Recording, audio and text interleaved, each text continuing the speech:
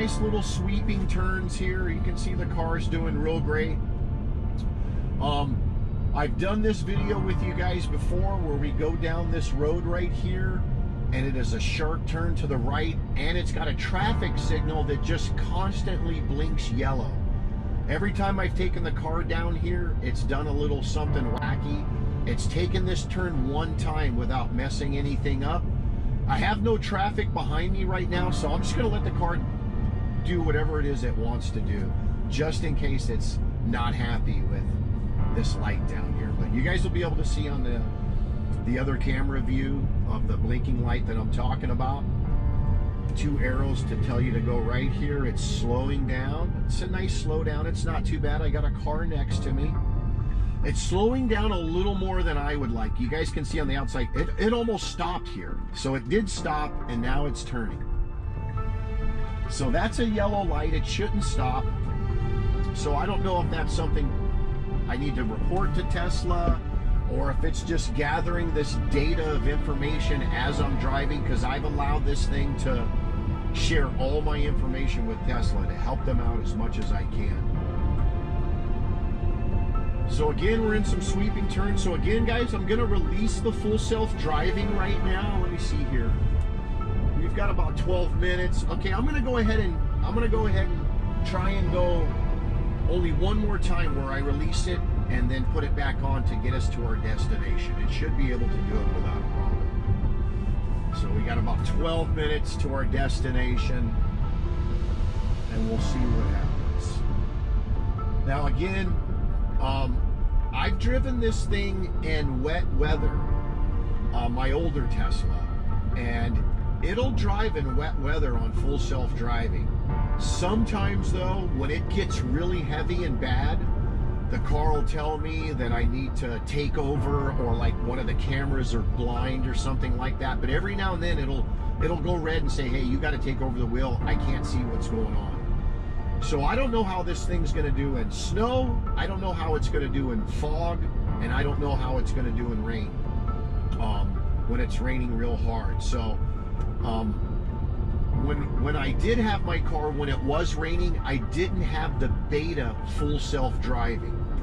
So this one happens to have that. So, and my car before that. So I'm going to take this off again, and what I'm going to do is I'm going to make another turn right here, which is kind of a shortcut to where we're going, and it's a few more turns and stop signs. This is kind of a straight route that we're on. So I'm going to go ahead and turn here because navigation wants me to go straight. So now navigation will change and then I'll put it back on right now. So navigation back on.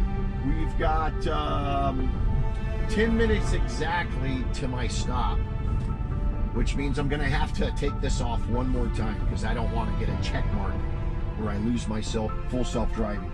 If you get 3 check marks where you don't grab the wheel when the alarm is going off, it'll cancel your drive, so you won't be able to do your rest of the drive with full self-driving. You'll have to pull over, lock the car, and then start it again to be able to put the full self-driving back on. And then you'll only have 2 more chances with full self-driving. And if you get 3 strikes, basically, you do not have full self-driving. It used to be for like a few months, and then you had to qualify again. Then I noticed it was 2 weeks, and they would give you back full self-driving. Now I notice that it's a week, and you get full self. See, it wants to put a blinker on. See, it got a little messed up right there. It wanted to put a blinker on to get into a lane that was merging into where we're driving. So again, I just think it's learning this kind of stuff. I'm not too sure on the aspects of how it all works with what they're doing with the algorithms and the neural net process. But again, we're getting over, which we don't need to. So you can see if we had traffic and cars behind me, that would kind of be a nuisance because now I'm going to merge back in to the same lane I was already on. So again, guys, that's just the little tweaks and problems with this thing. But look at what this car does with full self-driving. And I mean, like I said, Waymo's out there doing their thing. Aurora is out there. They're working for automobiles and truckers. They're doing the things, they're really concentrating on trucks, but Tesla also has the semi-Tesla truck. And that thing gets 500 miles to a charge with a full load. Now I can tell you, I've been talking to some of the truckers that have been driving some of the Nikola semi-trucks down at my port, and then Freightliner also has an electric truck. The guys are telling me they're getting 200 miles, that's it. Then they take it back and charge it up.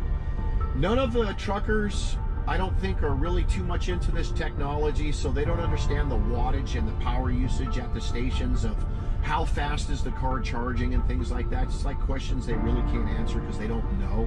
So they just drive for the day and then take it back to the shop, go home and plug it in for the night. So Tesla's really going to change the industry for trucking with a truck that's going to be able to get 500 miles. And I know a company called EnergyX is working right now on a lithium battery that's going to get 1,000 miles distance on a charge. So the industry's changing. It's only getting better and better, so we'll see what happens.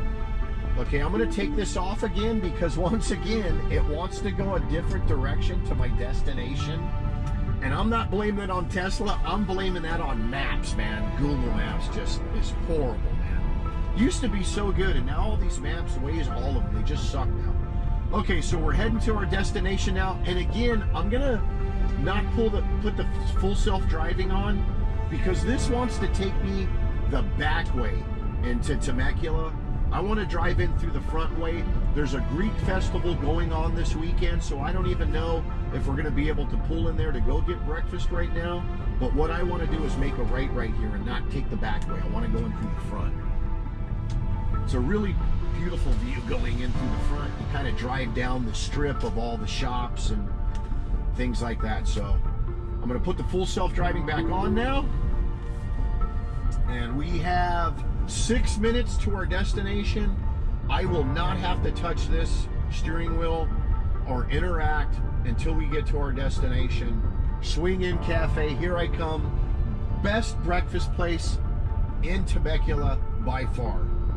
And there's a lot of great restaurants out here in Temecula, but this just happens to be my favorite breakfast place, and it is the #1 breakfast place in Simi Valley. The customer service, the waiters, the waitresses, everyone's just fantastic there, man. So again, the Greek festival going on right now. I don't know what it's looking like, but we're not going to have to touch the wheel for the rest of the way.